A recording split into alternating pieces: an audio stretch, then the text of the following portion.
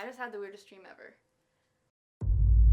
I was in a warehouse and there was this guy, he was a maniac in this yellow suit and he had an axe and he was chasing me and it was like I just couldn't get away no matter what. Like every time I turned around, he was just right there. It's terrible. You need this more than I do. You alright? You look shook. It was just like one of those dreams where it was just so real.